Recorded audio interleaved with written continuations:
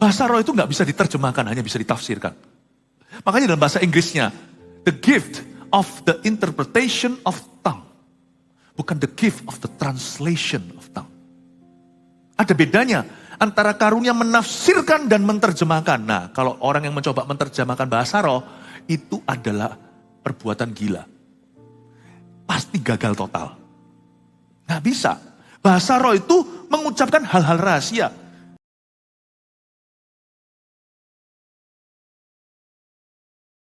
Penuhi gerejamu sekali lagi Tuhan. Waktu kami berjalan di dunia ini, kaki kami masih berlumuran dengan perkara duniawi.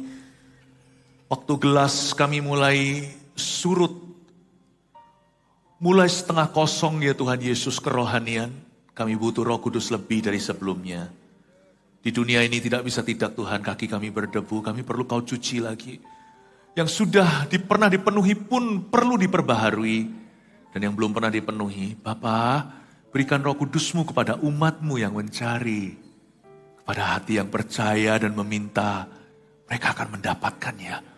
Bapa, berikan Roh Kudus-Mu kepada barang siapa yang memintanya. Engkau tidak memberikan batu kepada mereka yang minta roti, kepada anak-anak-Mu yang minta Roh Kudus. Kau berikan Roh Suci-Mu. Tuhan, urapi kami, beri kami pengajaran yang mudah untuk dicerna, dimengerti sekalipun mendalam dari hati-Mu. Kami berdoa untuk pewahyuan-pewahyuan yang daripada-Mu. Sampaikan sabda-Mu, beritakan firman-Mu, sembunyikan hamba-hamba-Mu di balik salib-Mu. Dalam nama Yesus, haleluya, amin. Berikan tepuk tangan untuk Tuhan sekali lagi. Glory to God. Buka bersama dengan saya di 1 Korintus pasal 14, ayat 1 sampai 5 dan ayat 13 sampai 15 saya bacakan. Sekali lagi tentang karunia roh, kejarlah kasih itu dan usahakanlah dirimu memperoleh karunia-karunia roh. Terutama karunia untuk bernubuat. Siapa yang berkata-kata dengan bahasa roh tidak berkata-kata kepada manusia, tetapi kepada Allah, sebab tidak seorang pun yang mengerti bahasanya. Oleh roh ia mengucapkan hal-hal rahasia, hal-hal yang rahasia. Tetapi siapa yang bernubuat, ia berkata-kata kepada manusia. Ia membangun, menasihati dan menghibur. Siapa yang berkata-kata dengan bahasa roh, ia membangun dirinya sendiri. Tetapi siapa yang bernubuat, ia membangun jemaat. Aku suka supaya kamu semua berkata-kata dengan bahasa roh. Tetapi lebih daripada itu supaya kamu bernubuat. Sebab orang yang bernubuat lebih berharga daripada orang yang berkata-kata dengan bahasa roh. Kecuali kalau orang itu juga menafsirkannya. Sehingga jemaat dapat dibangun. Ayat 13. Karena itu, siapa yang berkata-kata dengan bahasa roh, ia harus berdoa supaya kepadanya diberikan juga karunia untuk menafsirkannya. Sebab jika aku berdoa dengan bahasa roh, maka rohkulah yang berdoa, tetapi akal budiku tidak turut berdoa. Jadi apakah yang harus kubuat? Aku akan berdoa dengan rohku, tetapi aku akan berdoa juga dengan akal budiku. Aku akan menyanyi dan memuji dengan rohku, tetapi aku akan menyanyi dan memuji juga dengan akal budiku. Ada banyak kesalahpahaman tentang bahasa roh atau bahasa lidah, dan tidak sedikit pengkhotbah yang anti bahasa roh, mengambil dari 1-2 ayat ini untuk mengesahkan bahwa bahasa roh tidak boleh dipakai di dalam gereja. Sebenarnya bukan boleh nggak boleh dipakai, tapi peruntukannya. Ya, peruntukannya. Karena itu saya ingin untuk membahas sedikit tentang bahasa roh. Nggak mungkin kalau saya bahas ini kalau nggak berguna. Pasti berguna dalam hidup Anda. Namanya karunia itu, tanpa itu kurang teknologi satu dalam hidupmu. Saya percaya ini bagian dari firman Tuhan yang harus diajarkan. Saya coba ajarkan dengan cara ilmiah ya. Supaya kita bisa mengerti apa itu karunia berbahasa lidah. Agar supaya Anda dan saya nggak bengong, ini untuk apa? Jangan-jangan nanti kita minta diberikan lalu kita nggak menggunakannya. Karena tanpa wahyu liarlah rakyat. Kalau tidak punya pengetahuan yang benar, pengenalan kita pun akan cacat. Coba saya bantu. Kita ini gereja Kristen Protestan yang Pentakosta dan karismatik. Itu berkat loh. Tidak semua gereja menerima semua pekerjaan atau karya Tuhan. Tapi kita terbuka. Tapi saya berdoa lewat pengajaran yang sehat, gereja kita juga dilengkapi dengan ilmu pengetahuannya. Karunia bahasa roh adalah bahasa rahasia sorga. Baptisan Roh Kudus dengan tanda berbahasa lidah itu ada gunanya. Mari kita sekarang baca ayat pertama. Kejarlah kasih itu dan usahakanlah dirimu memperoleh karunia-karunia roh, terutama karunia untuk bernubuat. Paulus menulis kepada jemaatnya yang di Korintus. Sedikit konteks latar belakang, jemaat di Korintus itu agak sedikit suka menyalahgunakan karunia. Di dalamnya banyak baby-baby rohani. Bayi rohani yang sok rohani. Gak bagus sih. Ingat ya, bahasa roh tidak menggantikan kasih. Bahasa lidah tidak membuat kita lebih superior atau lebih tinggi daripada orang Kristen yang lainnya. Jadi kita nggak boleh menuduh. Misalkan Kristen Protestan, lu orang nggak berbahasa roh ya? Wah, lalu menghakimi. Never do that, oke? Jangan pernah lakukan itu. Karena itu bukan fungsinya bahasa lidah. Nanti jadi seperti jemaat Korintus. Yang suka pamer Roh Kudus. Roh Kudus bukan untuk pamer. Roh Kudus itu untuk kita kenal. Agar kita berjalan dengan dia dan mengalami seluruh kepenuhannya. Jangan sampai kita menuding orang lain yang tidak berbahasa lidah. Apalagi terlalu ekstrim dan berkata mereka gak masuk sorga. Gak ada hubungannya. Karena firman ini dimulai dengan kejarlah kasih itu dan usahakanlah dirimu memperoleh karunia. Kita gak perlu seorang Kristen itu berbahasa roh untuk dia bisa hidup dalam kasih loh. Hidup dalam kasih itu pilihan. Karena setiap orang yang percaya Yesus adalah Tuhan, ditulis di surat Yohanes, tidak mungkin orang itu bisa mengatakan Yesus adalah juru selamat kalau dari hatinya, bukan asal bunyi. Kalau orang itu percaya, itu Roh Kudus di dalam hati. Ketika kita menerima baptisan Roh Kudus, itu berkat kedua yang diberikan. Bukan kita menerima pribadi Roh Kudus itu pertama kali, tapi kita mengalami kepenuhan pekerjaannya. Roh Kudus bisa tinggal di hati. Gelas bisa ada isi. Tapi kalau kita dahaga alias haus dan lapar akan roh Allah, kita pasti ingin gelas itu terisi penuh sampai limpah ruah. Gak hanya basah. Saya gak mau jadi Kristen yang basah.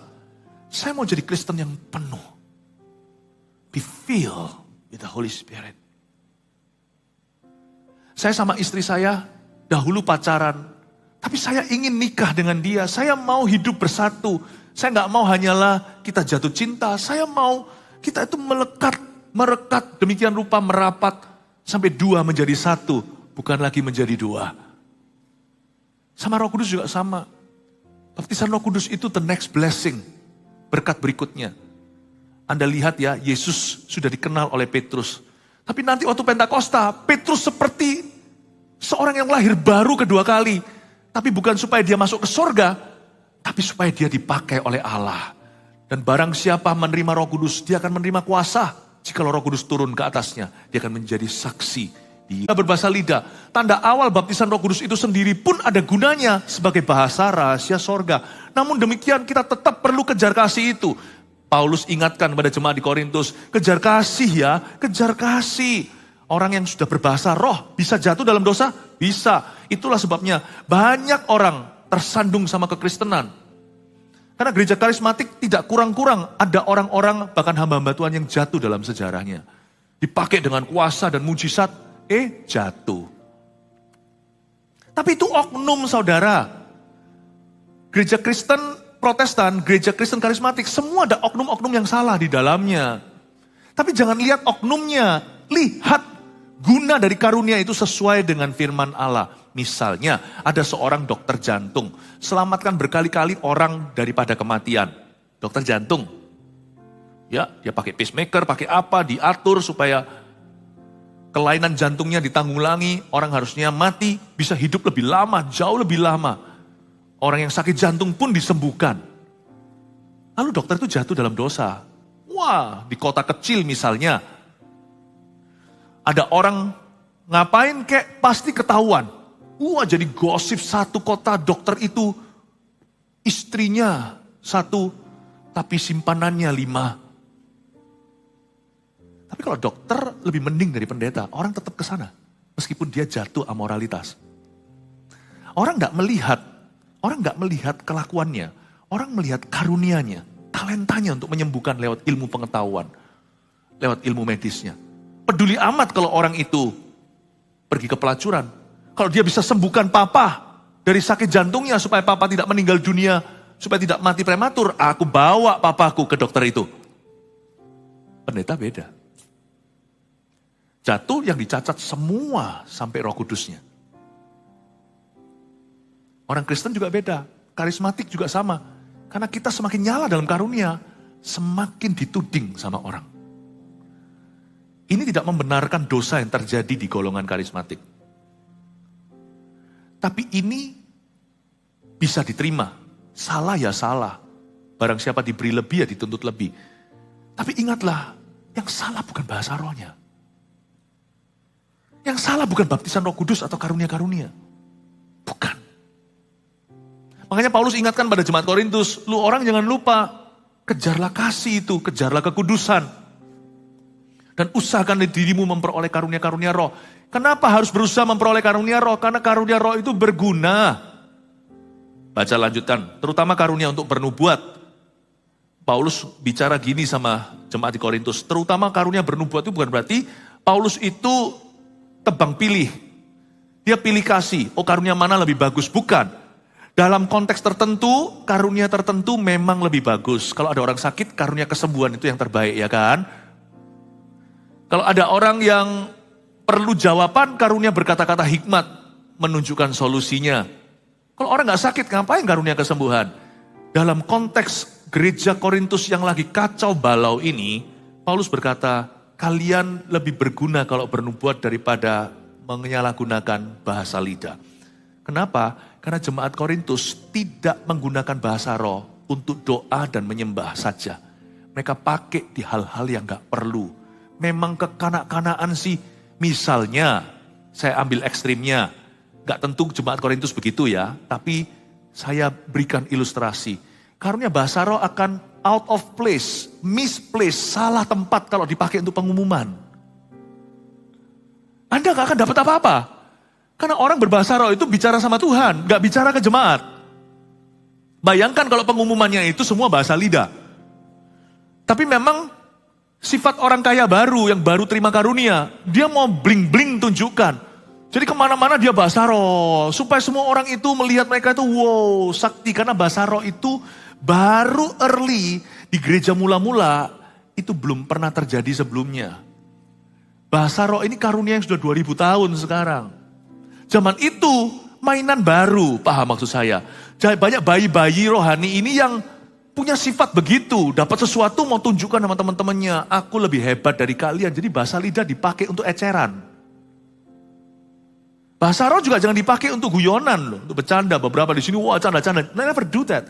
Memang tidak menghujat Roh Kudus memang, tapi itu mendukakan. Bukan dosa yang mendatangkan maut. Tapi itu bisa mendukakan Roh Kudus. Sehingga Roh Kudus akan, tanda kutip, akan hesitate, akan malas bekerja lebih lagi dalam hidup Anda. Kalau kita menghina karunia. Tidak dipakai untuk candaan bahasa lidah itu.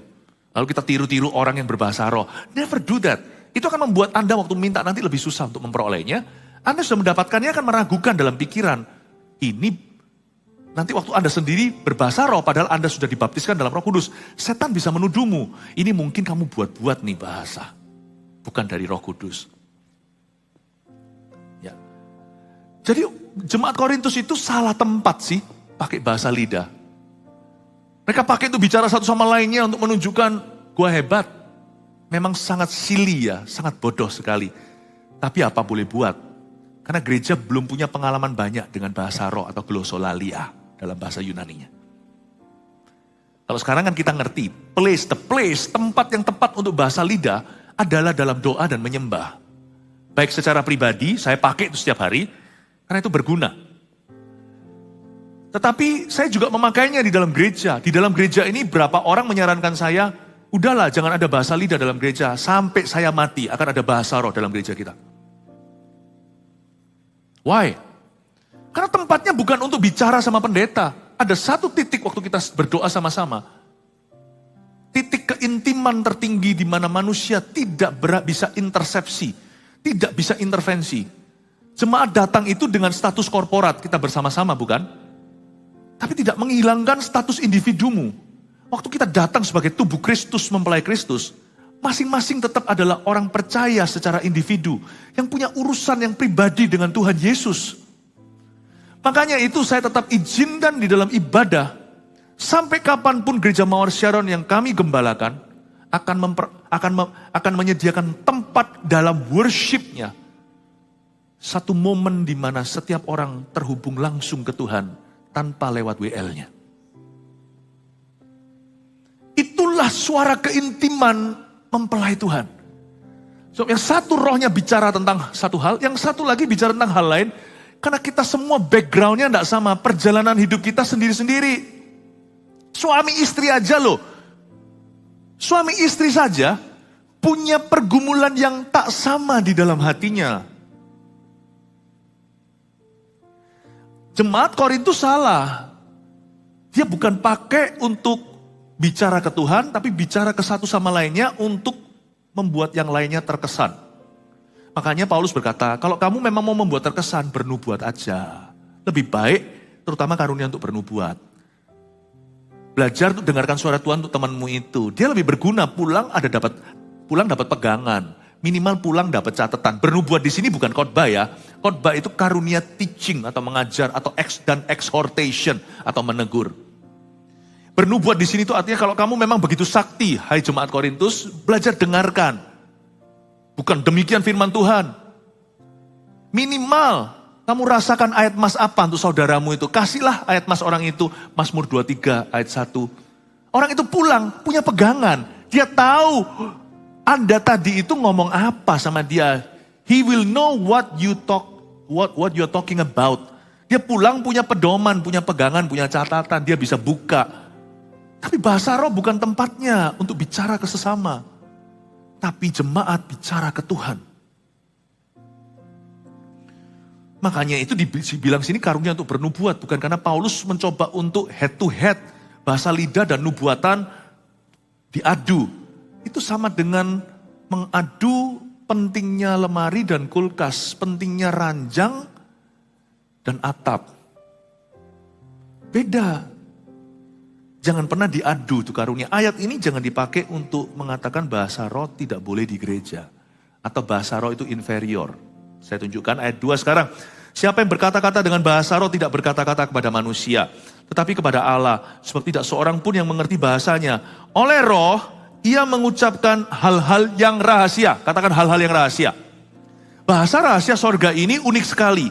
Bahasa roh itu terdiri dari kode-kode rahasia dari Tuhan yang bahkan otak kita sendiri pun nalurinya nggak bisa tangkap. Untung saya nggak tahu segala sesuatu, apalagi masa depan. Satu hal yang saya bisa doakan masa lalu.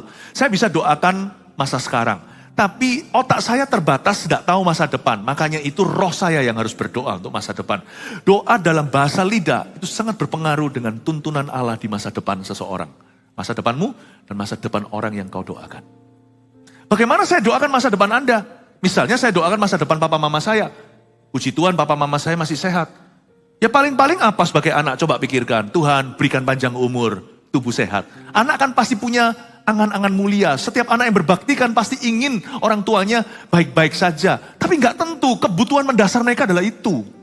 Siapa tahu kalau orang tua kita di hati berkata lebih baik aku gini, aku udah mau pulang sama Tuhan. Kita nggak bisa doakan sampai ke mauping atau sampai kepada kesalahan di hati orang tua kita. Karena kita anak nggak patut tahu. Nah gimana doakan mereka kalau kita hanya doa basa-basi lewat bahasa Indonesia? Dokter aja punya MRI. Nggak bisa kira-kira mungkin diagnosanya kayaknya kanker, nggak tentu. Nanti di kemoterapi ternyata tumor tidak ganas. Atau cuma dikasih obat-obatan antibiotik ternyata ganas. Bahasa roh itu presisi. Bisa mendoakan apa yang kita secara manusia terkutuk nggak bisa tahu. Yaitu masa depan atau the future. How do you pray for your future? Dan kalau saya doa untuk masa depan saya, diberikan pewahyuan dalam bahasa yang saya mengerti, saya bisa ngeri loh. Philip tahun depan kamu akan diizinkan sakit. Saya bisa nggak happy, makan nggak nafsu. Atau kalau saya diberitahu, Philip nanti tahun depan kamu akan dapat keberuntungan begini, bisa-bisa sekarang, uang kecil. Saya akan remehkan, paham kalau saya sebagai seorang pengusaha. Dalam mendoakan masa depan itu, mental kita belum ke situ, kerohanian kita belum mumpuni, dewasa kita belum penuh. How do you pray for your future? Makanya bahasa roh itu berkata-kata pada Tuhan. Dan juga di sini ada yang namanya karunia menafsirkan, itu sebaliknya. Bahasa roh itu vice and versa dalam bahasa Inggrisnya. Bahasa roh itu kalau kita berbahasa lidah dan berdoa, itu adalah doa dua arah loh. Jangan salah. Bahasa roh itu kayaknya kita upload apa yang dalam roh kita dan hati batinnya kepada Tuhan. Tapi sebenarnya kita sedang download sesuatu dari Tuhan yang perlu ditafsirkan. Bahasa roh itu upload dan download. Makanya setiap pagi saya selalu bahasa lidah dulu 40 menit. Karena saya tidak tahu apa yang saya hadapi. Saya minta download solusi sebelum problema mengetuk pintu. Dan saya upload segala sesuatu supaya waktu saya nanti turun dari ranjang saya setelah 40 menit pagi hari, saya sudah enteng gitu. Saya download, saya upload semua ke Tuhan. Saya kasih semua, saya bawa ke atas.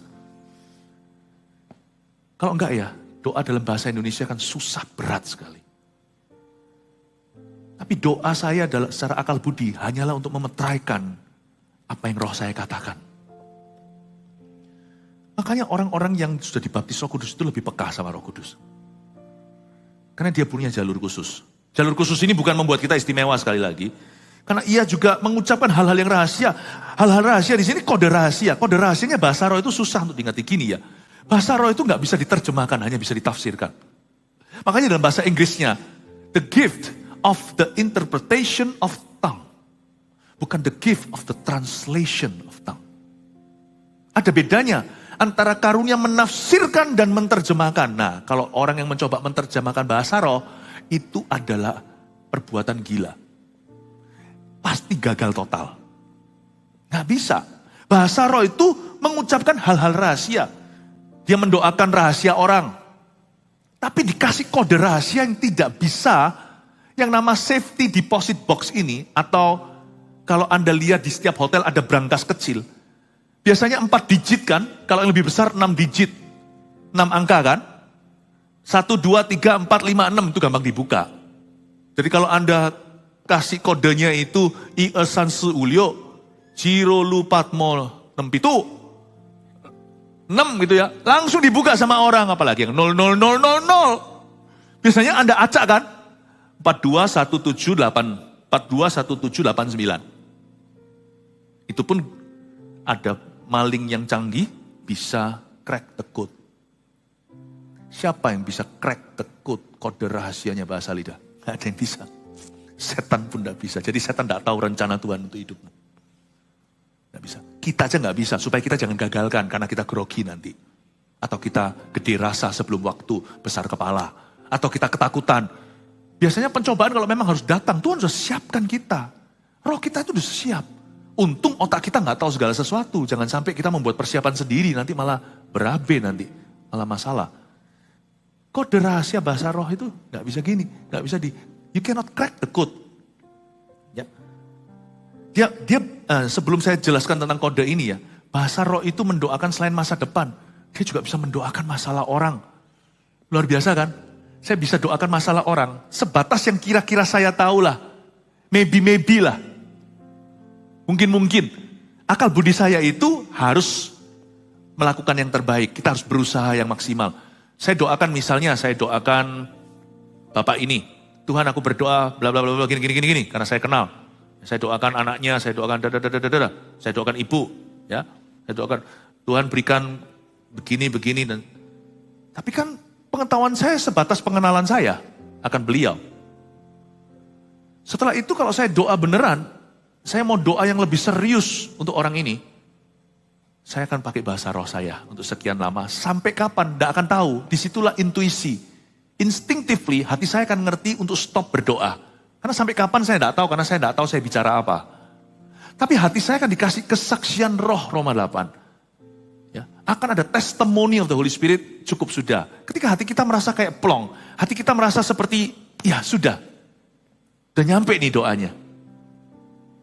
Bisa 5 menit, bisa 1 jam. Bisa 30 menit, bisa 10 menit. Tapi hati saya akan merasa plong. Beban saya terangkat. Mau enggak mau melatih kepekaan. Dan mungkin yang saya ucapkan adalah hal-hal yang sangat secret dalam hidupnya. Untung saya nggak tahu. Kalau saya tahu nanti saya gosip gimana? Bukan gosip lah, nggak biasa kalau saya gosip. Kalau nanti saya keselip lidah gimana? Atau kalau saya kepikiran gimana? Berapa banyak di antara kita itu punya sifat yang terlalu simpatik, kurang bisa empati sama orang. Empati itu bagus. Masalah orang nggak kena-kena ke kita. Nggak gitu psikiatris bisa bunuh diri. Nggak gitu semua dokter nggak bisa makan. Mau makan setiap kali makan, pasiennya ada yang meninggal. Pasiennya sekarat. Setiap pendeta nggak bisa berlibur. Nggak bisa bahkan makan makanan yang dihidangkan. Setiap kali mau makan, ingat mereka yang menderita di Afrika. Nggak makan. Setiap kali kita mau hidangan, diundang sama orang, masih banyak orang miskin di luar sana. I know.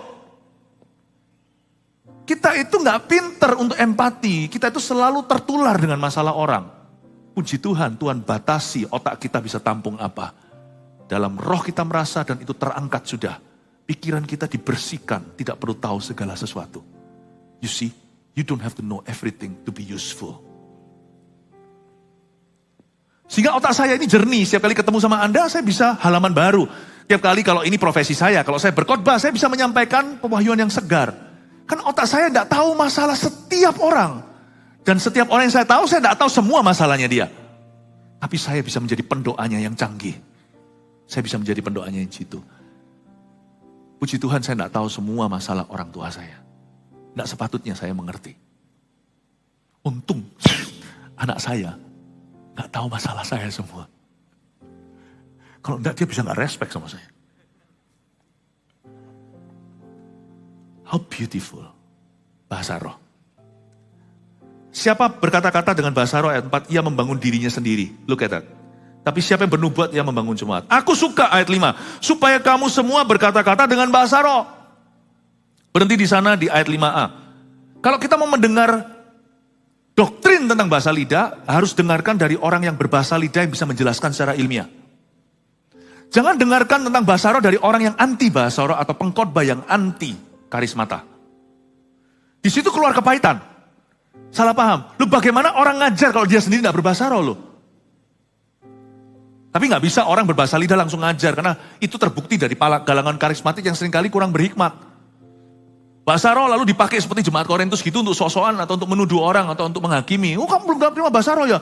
Wah kamu gak diurapi itu. Kurang hadirat Allah itu. Jangan, gak boleh gitu. Itu bahasa yang sangat-sangat kampungan. It's never like that. Saya kalau ketemu orang yang belum berbahasa lidah, misalnya bukan dari Pentakosta karismatik, saya akan tunjukkan kasih. Lalu pelan-pelan saya akan tularkan, saya inspirasi dia untuk haus lebih sama Roh Kudus. Saya tekankan pada orang itu bahwa baptisan Roh Kudus dengan tanda berbahasa roh itu bukan keharusan, tapi kehausan.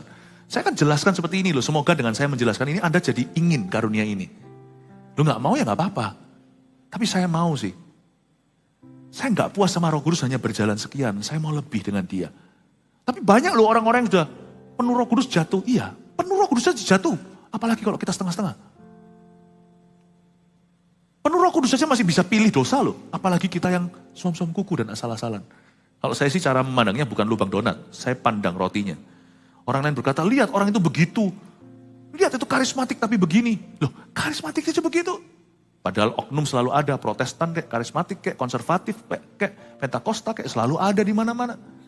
Dia aja seperti itu. Kalau saya mau main begitu, saya gak jadi pendeta hari ini. Berapa banyak pendeta besar yang jatuh dalam dosa. Saya bukan pendeta besar by the way, saya akan takut jadi pendeta. Saya bilang jadi pendeta aja bisa jatuh. Makanya sekarang saya jadi pendeta harus sungguh-sungguh. Nah jemaat gimana? Pendeta aja jatuh, jangan jadi jemaat biasa. Jadilah jemaat yang sungguh-sungguh, pendeta aja jatuh. Cara pandangnya jangan lubang donat, cara pandangnya adalah rotinya. Makan tuh donat, jangan makan angin nanti, kembung perutnya. Imanku gak makan angin. Orang yang penuh Roh Kudus lihat rotinya. Saya tidak akan malu mengakui I am a Protestant Christian Pentecostal charismatic believer. Saya adalah orang Kristen Protestan yang karismatik dan Pentakostal. Gak apa-apa. And I know my Bible well. Tapi saya tidak mau menjadi Farisi. Pengetahuan doang. Saya mau punya kuasa, makanya ibadah ke-1 tadi saya kasih judul orang Kristen, mana rohnya? Where is your spirit? Where is your spirit? Saya tidak mau jadi ahli Taurat dan tidak akan membimbing jemaat ke arah sana. Aku suka, kata Paulus, supaya kamu berkata-kata dengan bahasa roh. Ayat 5b yang seringkali dipakai untuk menyerang bahasa lidah. Tetapi lebih daripada itu supaya kamu bernubuat. Sebab orang yang bernubuat lebih berharga daripada orang-orang yang berkata dengan bahasa roh. 5b dipakai, 5a harus didengungkan. Aku suka, kata Paulus, so you will speak in tongues. Supaya kamu semua berkata dengan bahasa roh. Tapi lebih daripada itu, supaya kamu bernubuat. Karena bernubuat lebih berharga. Ingat ya, ini dalam konteks bicara ke manusia, nubuat lebih berharga. Coba bayangkan, kalau sekarang ini saya dikasih waktu 1 jam untuk berkhotbah, 50 menit lah. Saya berbahasa lidah, Anda tidak akan dapat banyak kecuali saya tafsirkan. Tapi ketika saya berkhotbah, ini bukan nubuat, khotbah aja bisa jadi berkat. Paulus ngomong begini, karena pada waktu di jemaat Korintus itu mungkin ya, karena kita tidak ada videonya zaman itu, belum ada teknologi. Andai kata kalau ada kan kita bisa menilai lebih objektif. Tapi dari suratan Paulus ini saya ambil satu kesimpulan. Mungkinkah mereka tidak ada khotbah gerejanya? Gerejanya itu bahasa roh, nari dalam roh, bahasa roh. Lalu pendetanya naik ke atas, sudah bawa Alkitab, lalu kata, oh harus berbahasa lidah, terus. Paulus berkata, lebih berguna kamu bernubuat. Mungkin gerejanya itu all just speaking in tongues. Semua liturgi, semua rundownnya hanyalah bahasa lidah. Inilah orang kaya baru atau orang karunia baru. Harus tertib. Tertib itu bukan berarti tidak nyanyi. Tertib itu bukan berarti tidak bersuka cita, tidak ekspresif. Tertib itu bukan mati. Tertib itu bukan kuburan. Itu bedanya jelas antara tertib dan sepi. Tertib itu artinya semua pada tempatnya, itu arti tertib. Bahasa roh itu to speak to God and to worship God. Selama itu berada di posisi menyembah dan berdoa di gereja kita, bahasa lidah, kan tempatnya jelas di setiap kebaktian. Yaitu ketika kita berdoa, ketika kita worship kan. Nanti kalau ke depan sana, masa Anda lihat asyirnya bahasa lidah sama Anda. Gini-gini, bahasa lidah sama Anda, arahkan Anda ke kursi, kan enggak. Tapi orang bisa bahasa lidah pelan-pelan sih dalam hatinya. Bahasa lidah yang begitu memang pribadi. Tapi yang korporat bersama-sama adalah ketika kita menyembah, itu ada tujuannya. Sekarang saya jelaskan bahasa roh sekali lagi. Aku suka supaya kamu berkata dengan bahasa roh tadi kan. Ayat 5 ya, supaya kamu berkata dengan bahasa roh, tetapi lebih daripada itu supaya kamu bernubuat. Sebab orang yang bernubuat lebih berharga daripada orang yang berkata-kata dengan bahasa roh. Kecuali kalau orang itu juga menafsirkannya sehingga jemaat dapat dibangun. Katakan menafsirkannya. Lagi-lagi, menafsirkannya. Bapak Ibu Saudara, saya perjelas, menafsirkannya bukan menerjemahkannya. Menerjemahkannya itu gini, wo, I ini, wo itu aku, I itu cinta, ni itu kamu, aku cinta padamu. Jadi setiap kali kita bahasa Chinese, kalau ada wo-nya, udah kira-kira tahu itu artinya aku, karena bisa diterjemahkan. Bukan ditafsirkan, tidak perlu tafsiran, itu sudah ada dalam kamus, itu baku. Wo itu bahasa Inggrisnya I love you, wo I ini. Jadi setiap kali kita berbahasa Inggris, kalau ada orang berkata I, itu kemungkinan besar artinya saya. Kecuali kalau dia berkata I captain, itu AYE, itu bukan I itu ya. Sebagian besar I dalam bahasa Inggris itu sudah jelas-jelas artinya saya. Love udah jelas-jelas cinta. Jadi bahasa lidah nggak bisa ditafsirkan begitu. Jadi kalau orang ngomong ma atau pa atau ta atau apa gitu, itu pasti artinya gitu. Lain. Karena bahasa roh itu kode rahasia. Dia bicara hal-hal yang rahasia. Kata hal yang rahasia tadi itu seperti berangkas. Kodenya itu ada 6 digit. Jangan 6 lah, 4 lah misalnya. 1, 2, 3, 4. Anda tekan I, E, San, Se, Ji, Ro, Lu, Pat. 1, 2, 3, 4. 1, 2, 3, 4. Oke? Udah. Tek, gak bisa buka. Oke? Maling masuk. 1. Alamak, kata orang Malaysia. Dia sudah dapat 1/4 dari kodenya. 2. Mati aku. Udah separuh. Uang akan amblas setelah ini. Tapi waktu dia tekan 1. Kedua, 1 sudah berubah kodenya. Dia jadi nomor 4. 2 dia tekan tepat, waktu dia ketiga, 2 sudah menjadi 1. Bahasa roh itu, kosakatanya, 1 orang mengucapkan yang sama, bahkan repetisi di mulut kita berkali-kali, itu semua berubah kodenya. Jadi 4 digit aja enggak bisa dipecahkan. Bahkan orang itu sendiri bukan maling. Yang mencoba buka nggak bisa. Jadi jangan pernah kira bahasa roh itu harus gimana. Kadang-kadang kayak bahasa bayi, gitu. Semua bahasa itu ada artinya. Misalnya, kalau bagi kita anjing itu menggonggong. Ternyata gonggongan anjing itu beda. Saya itu kadang-kadang penasaran aja. Artinya apa ya, saya punya anjing di rumah. Ada satu di video. Kalau saya panggil ngobrol-ngobrol sama dia, dia lagi capek ya kan. Mungkin dia kerja seharian. Dia nggak gubris saya, cuma lihat saya. Ada ilmuwan berkata kalau sampai anjing lihat mata Anda itu berarti dia itu cinta sama Anda. Saya dilihatin matanya, saya coba komunikasi. Saya bilang, gimana kamu Sarah dan sebagainya. Lalu dia lihatin saya. Akhirnya saya iseng, saya bilang, wuff! Lihat ya kalau dijenggungin, dia langsung. Saya naikin sedikit, wuff! Lain lagi.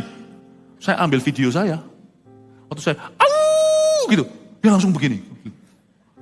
Karena anjing saya itu atas keturunan serigala. Itu kan ceritanya nenek moyangnya herder. Saya kasih au gitu. Dia gini-gini sampai dia minggir loh. Dia pergi. Mungkin saya menyinggung perasaannya. Mungkin saya ngomong sesuatu bagi saya hanya menggonggong. Ternyata di sisi anjing itu semua kosakata. Paham maksud saya? Jangan remehkan au. Jangan kira bahasa roh itu kedengaran seperti bahasa bayi. Itu kode semua. Nggak bisa dipecahin 4 digitnya. Itu orang bahasa roh kok cuman ngomongnya itu melulu. Itu tuh berubah kodenya. 4, 1, 2, 3, 4, 1, 2, 6, 7, 7, 9, 4, 0. Itu berubah terus. Sehingga orang tidak bisa menteorikan, merumuskan. Makanya kesalahan jikalau kita menilai bahasa roh orang dan berkata, kurang kompleks bahasa rohmu. Lu tahu apa? Emangnya sana tahu saya bicara apa? Saya aja nggak tahu, lebih pangkat kali dari malaikat. Malaikat aja nggak tahu. Tapi Pastor Philip, mungkinkah saya itu mereka bahasa itu? Nggak gampang. Cobalah, saya kasih waktu jangan 5 menit. 1 menit aja, ucapkan kata-kata yang belum pernah Anda dengarkan sebelumnya. Nggak boleh keselip kata bahasa Indonesia atau bahasa apapun, bahasa daerahmu, nggak boleh. Coba ucapkan kata-kata seperti minion. Tahu minion yang kuning-kuning kayak pisang itu, yang kartun itu? Despicable Me atau apa itu? Coba ucapkan semenit aja. Pusing kepala, karena kepala kita, otak kita tidak dicipta oleh Allah untuk mencipta bahasa. Bahasa itu semua datangnya, kalau manusia, bahasa manusia itu semua dari Tower of Babel. Menara Babel. Tuhan yang mengacaukan. Jadi Tuhan yang memberi semua bahasa itu. Bahasa itu ada kemiripan loh semuanya. Kemiripan. Loteng itu. Bahasa Indonesia itu ada hubungannya dengan Hokian. Loteng itu loteng. Tahu nggak bola bal-balan itu bahasa Spanishnya ya bola. Ada kemiripannya semuanya. Bahasa Korea itu. Ya kan? Waduh kalau saya sebut nih merek restoran.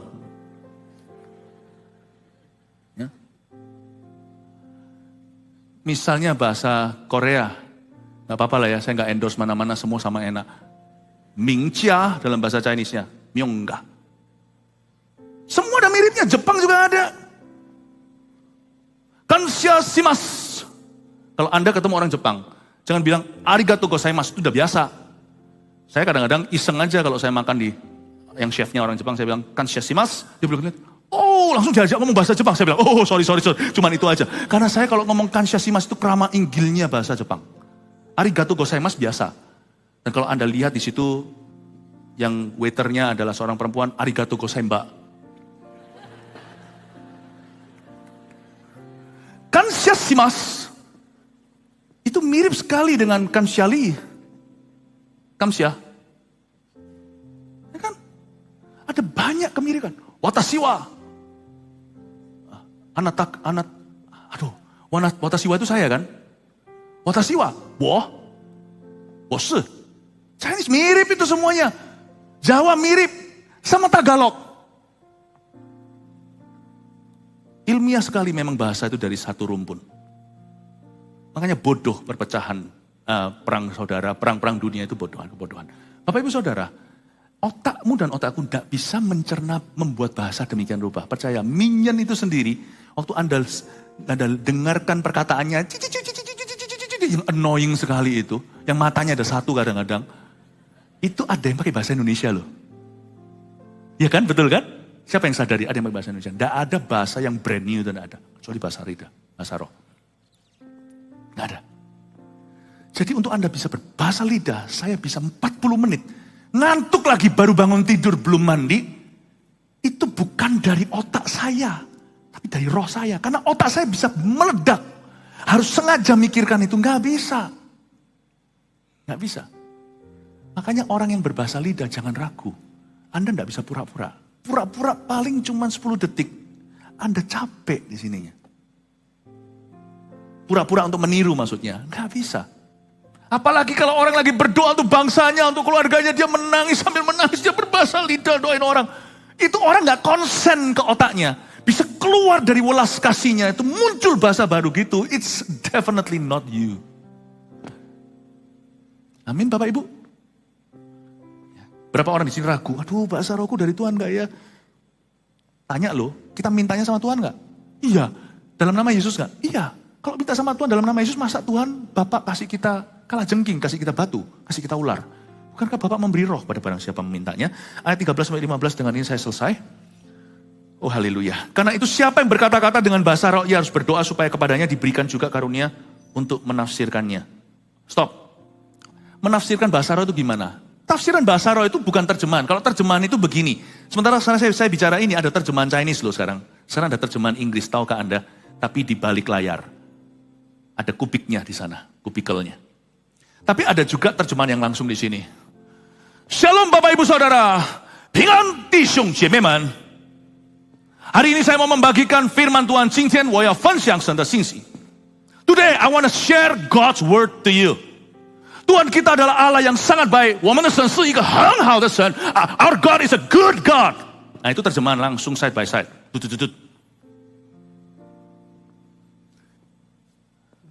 Terjemahan itu kalau yang seperti itu bukan tafsiran. Harus immediate, harus on the spot. Tafsiran tidak harus on the spot. Saya berdoa pagi ini, waktu saya jalan seharian ini, saya merasakan apa yang terjadi pertolongan penyertaan Tuhan. Itu semuanya adalah hasil dari bahasa roh saya tadi pagi. Dan ini semua yang saya jalani hari ini adalah tafsirannya. Makanya itu orang yang berbahasa lidah akan mengalami semacam deja vu kadang-kadang. Ketemu sama orang, padahal harusnya persoalan gini menggentarkan saya. Tapi hari ini kok saya ready ya. Muncul kepekaan, ada ide-ide baru, ada pewahyuan, ada rema, ada solusi. Tapi kalau saya tidak berbahasa roh, saya kering hari itu. Apa yang saya bisa kerjakan dalam waktu sehari, bisa terulur 1 minggu. Tapi kalau saya berbahasa lidah, saya tajam orangnya. Saya bisa very sharp. What I want to say, apa yang saya mau ucapkan, apa yang saya mau lakukan itu seperti semuanya tak, tak, tak, tak. Ada penyertaan. Dan everything, segala sesuatu meskipun challenging tetap ada tantangan, tapi serasa seperti alami saya ngalir ke dalamnya. Aneh ya, waktu saya malas berbahasa lidah, kerjaan saya tambah banyak. Waktu saya berbahasa roh dengan sungguh-sungguh, saya bisa rangkap kerja 1 hari kelar urusan seminggu. There's just something, there's just some power in that prayer. Ada kuasa. Lanjut lagi ayat 14. Sebab jika aku berdoa dengan bahasa roh, maka rohkulah yang berdoa, tapi akal budiku tidak turut berdoa. Oke, nomor 1. Apa sih sebenarnya yang kita katakan, yang kita ucapkan ketika kita itu berdoa dalam bahasa roh tanpa pikiran apa-apa? Akal budiku nggak turut berdoa. Saya kasih 3 hal dengan ini. Anda catat, bawa pulang ke rumah lalu kita berdoa sebentar lagi ya. Jadi apa yang harus kubuat? Ayat 15. Aku akan berdoa dengan rohku, tapi aku akan berdoa juga dengan akal budiku. Pahami? 1, bahasa roh tadi yang kita berdoa, tapi akal budi nggak turut berdoa. Lalu ketika kita berdoa dengan akal budi, aku akan menyanyi dan memuji dengan rohku, tapi aku akan menyanyi dan memuji juga dengan akal budiku. Ada 3 hal yang saya mau jelaskan praktisnya. What are we actually saying? Apa yang kita sedang utarakan dan ucapkan? Sebenarnya apa sih yang kita katakan waktu kita berbahasa roh tanpa mikirkan apa-apa? Di dalam kitab Kisah Para Rasul, ketika murid-murid Yesus itu berbahasa lidah pertama kalinya, meskipun bahasa lidah mereka sebagian bisa ditangkap oleh orang-orang Mesopotamia, ditangkap oleh orang-orang Mesir yang ada di sana, orang-orang dari Afrika, Kirene, dari Libya, dari atas sana, dari utara, mereka bisa menangkap. Tetapi tidak bisa disangkali yang mereka ucapkan adalah glosolalia. Mereka tidak bicara dalam bahasa. Mereka berbicara dalam bahasa roh, berdoa kepada Tuhan ketika disaksikan oleh 3.000 orang yang bertobat itu. Dan mereka bisa nangkap bahasa-bahasa mereka di dalam kalimat-kalimat bahasa roh mereka. Memang itu adalah sebuah pengalaman yang terjadi sekali waktu itu ketika bahasa mereka ditangkap juga oleh orang asing. Tapi saya nggak yakin bahwa semua yang mereka katakan adalah bahasa asing. Mereka juga bicara bahasa roh di dalamnya. Pahami ini. Bahasa roh, tapi waktu mereka berbahasa lidah itu, maka orang-orang sekeliling, orang-orang asing yang datang ke Yerusalem bisa mendengarkan mereka sedang memuliakan Allah. Jadi ketika kita berdoa dalam bahasa roh atau menyanyi dalam roh, tanpa punya pikiran apa-apa, gak ada beban doa, gak mikirin siapa-siapa, kita sedang memuliakan Allah. Tangkap ini ya Bapak Ibu, kita sedang memuliakan Allah. Tidak ada bahasa roh yang sia-sia. Jadi sekarang saya bisa bahasa lidah, tapi saya nggak akan jadikan percontohan, karena saya nggak pernah bahasa roh pura-pura. Misalnya kalau sekarang saya bahasa roh gini, saya sambil lihat Anda, mulut saya tetap mengutarakan kata-kata semacam how great thou art. Mungkin nggak nyanyi pakai melodi, tapi kalimat saya mengutarakan perbuatan-perbuatan Allah. Tapi waktu saya bahasa roh, dengan ada sebuah pikiran atau mikirkan siapa atau beban doa, saya sedang berdoa syafaat. Paham maksudnya? Misalnya kalau saya mendoakan gereja, mendoakan jemaat atau jemaat tertentu, atau jemaat secara korporat. Misalnya kalau saya doakan seorang anggota keluarga, dalam hati saya doa pasti saya pakai akal budi Tuhan, aku berdoakan untuk si ini. Tuhan aku bla bla bla, saya pakai bahasa saya semaksimal mungkin. Tapi sisanya itu, saya rasa kok doa saya itu belum terlalu ngena. Sudah pakai bahasa Indonesia semaksimal mungkin, saya kok rasa belum sampai menekan ke titik yang diperlukan. Belum sampai saya menjawab kebutuhan orang itu dalam doa. Makanya saya bahasa lidah, waktu saya bahasa lidah dengan pikiran di sini keluarga saya. Atau individu tertentu, misalnya si A. Saya sedang bersyafaat untuk orang itu, bahasa roh itu tertib. Kalau saya mikir sesuatu, ada koneksi antara akal budi dan roh kita. Kalau saya doakan untuk papa, saya doakan untuk mama, saya doakan untuk saudara, saya doakan untuk anak saya doakan untuk istri saya. Maka Roh Kudus akan bekerja sama, Roma 8, dengan roh saya bersaksi di dalam saya. Roh yang sama yang bersaksi bahwa saya adalah anak Allah karena Kristus. Roh Kudus itu bersaksi di dalam diri saya. Akan ada koneksi. Ketika saya terbeban untuk sesuatu, Roh Kudus akan giring saya untuk mendoakan itu sesuai dengan kehendaknya. Jadi kalau saya berbahasa roh pagi hari, saya berbahasa lidah, gak usah nyanyi, itu pun saya memuji-muji. Tapi kalau saya mikiri seseorang, saya bersyafaat. Dan kalau kita berbahasa roh seperti ini, suatu hari di ibadah seperti ini, lalu di tengah-tengah itu WL-nya berkata, menyembah Tuhan, semua orang menyembah. Itu fungsinya apa? Gini ya, di gereja kita bahasa lidah selalu ada tempat dalam penyembahan. Meskipun bukan seluruh penyembahan, tapi klimaksnya penyembahan. Dan doa, acara doa di setiap ibadah, itu waktu kita bahasa lidah. Mengapa? Karena sudah tidak dipimpin sama WL dan tidak dipimpin sama pengkhotbah. Setiap orang langsung ketata Bapak. Lagu yang digubah atau diciptakan oleh manusia, misalnya lagu tadi ini, enak ya, lagu yang Roh Kudus tadi yang pertama itu ciptaan Saudara Redo. Yang nextnya tadi itu ciptaan daripada seorang pemusik di Jakarta, betul ya? Dari GMS Jakarta. Enak kan? Tapi gimana pun juga, lagu yang dibikin sama orang itu aspirasi orang. Kita ikut karena kita suka sama lagu itu, kita merasa lagu itu membawa kita terharu atau membawa kita dekat, tapi tetap gak bisa mewakili semua yang ada di hatimu. Bahkan terus terang, saya gak buat banyak lagu, tapi ada beberapa sih. Lagu yang saya nyanyikan aja seperti Holy Spirit My Best Friend, liriknya itu, Holy Spirit, all my fountains are in you. Itu kan saya tulis liriknya. Itu pun kalau saya nyanyikan sebagai penggubahnya atau sebagai penulis lagu itu, saya merasa tetap hanya bisa mewakili 80% daripada aspirasi hatiku. Saya paling plong itu ya. Waktu saya berbahasa roh, baik itu doa maupun nyembah. Wah, di hadapan Tuhan. Itu nggak ada lagu yang saya sendiri buat pun bisa wakili 100% hatiku. Itu yang saya sebut perfect intimacy dengan Tuhan. Ketika saya sudah tidak ada barrier lagi dengan Tuhan. Bahasa kayak pikiran, logika, pengetahuan, nggak ada barriernya, nggak ada rintangan. Saya langsung ke tahta dan berkata, Bapak, nggak tentu saya nangis, tapi curah. Apalagi kalau itu lagu tulisan orang lain, paling menjadi inspirasimu 75%. 25% itu masih terkatung-katung pulang, tidak terjawab, belum ketemu Tuhan. Makanya itu gereja kita sampai kapanpun akan punya tempat khusus Roh Kudus dengan jemaat masing-masing. Haleluya. Supaya pulang semua ketemu sama Tuhan. Amin. Semua belajar sesuatu hari ini? Apa yang saya sampaikan ini didokumentasi. Agak panjang di ibadah ini, ibadah pagi tadi itu lebih pendek. Tapi saya rasa saya perlu limpah ruahkan semua teknisnya, logikanya, bahasa lidah di ibadah ini. Ibadah lainnya nanti berbeda fungsi. Tapi semuanya ke ujung baptisan Roh Kudus.